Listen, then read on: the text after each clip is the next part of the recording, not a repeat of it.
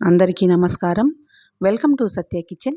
ఈరోజు నేను చుక్క నూనె లేకుండా పచ్చిమిర్చి టమాటాతోని రుచికరంగా పచ్చడి తయారు చేయబోతున్నాను. ఈ పచ్చడి అన్నం, చపాతీ, రోటీలకే కాదు అన్ని రకాల టిఫిన్స్లో కూడా సూపర్ అంటే సూపర్గా ఉంటుంది. మరి ఈ పచ్చడిని ఎలా తయారు చేసుకోవాలో ఇప్పుడు చూద్దాం. ఇందుకోసం నేను ఒక ఖాళీ గిన్నెని తీసుకున్నానండి. తర్వాత ఒక 20 దాకా పచ్చిమిర్చిని ఇలా ముక్కలుగా కట్ చేసి వేసుకోవాలి. అలాగే ఒక పావు కేజీ టమాటాలని ముక్కలుగా కట్ చేసి వేసుకోవాలి.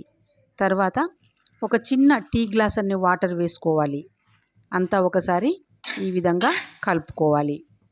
కలుపుకున్న తర్వాత స్టవ్ ఆన్ చేసి మూత పెట్టి ఉడికించుకోవాలి. ఫ్రెండ్స్, మొదటిసారి నా ఛానల్ను చూస్తున్నట్లయితే ప్లీజ్ సబ్స్క్రైబ్ చేసుకోండి.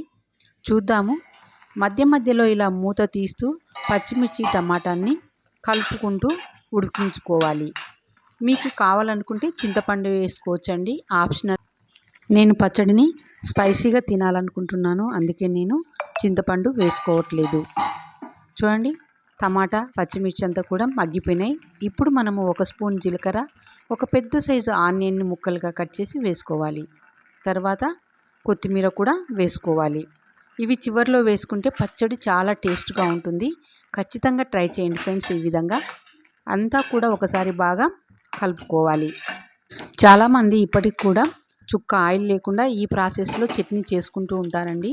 ఈ పచ్చడి 3-4 రోజులు ఫ్రిడ్జ్లో పెట్టుకుంటే నిల్వ కూడా ఉంటుంది. మూత మూసి ఒక 2 నిమిషాలు మగ్గిద్దాము. చూద్దామండి, దగ్గర పడింది. అన్ని పచ్చిమిర్చి టమోటా అన్నీ కూడా బాగా మగ్గిపోయినాయి. ఈ విధంగా కన్సిస్టెన్సీ ఉంటే బాగుంటుంది. ఇప్పుడు మనము స్టవ్ ఆఫ్ చేసి కొద్దిగా చల్లారనిద్దాము. చూడండి, చల్లారిపోతుంది. ఇప్పుడు మనము క్రష్ చేసుకున్నటువంటి ఎల్లిపాయలు వేసుకుందాము. ఎల్లిపాయలు అనేది మీ టేస్ట్ తగ్గట్టు వేసుకోండి. అదేవిధంగా రుచికి తగ్గ ఉప్పు కూడా వేసుకోవాలి. ఇవన్నీ వేసుకొని మనము స్మాష్ చేసుకోవాలి. పప్పు గుత్తితో కానీ స్మాషర్తో కానీ ఈ విధంగా స్మాష్ చేసుకోవాలి. మీకు ఒకవేళ ఇబ్బంది అనుకుంటే గిన మిక్సీలోన కచ్చా పచ్చాగా మిక్స్ చేసుకోవచ్చు. రోలు ఉంటే రోట్లో దంచుకోవచ్చు. ఎక్స్ట్రా టేస్ట్ కావాలనుకుంటే మీరు వేయించిన పల్లీల పొడి కానీ నువ్వుల పొడి కానీ వేసుకోండి. నేనైతే ఈ విధంగానే చేసుకుంటున్నానండి. ఈ విధంగా బాగా స్మాష్ చేసుకోవాలి. చేతికి పని చెప్పండి.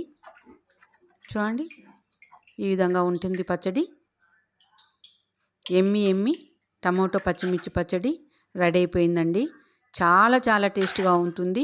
ఆయిల్ వేయలేదు కదా అని ఆలోచించకండి, ఒక్కసారి ట్రై చేయండి ఫ్రెండ్స్.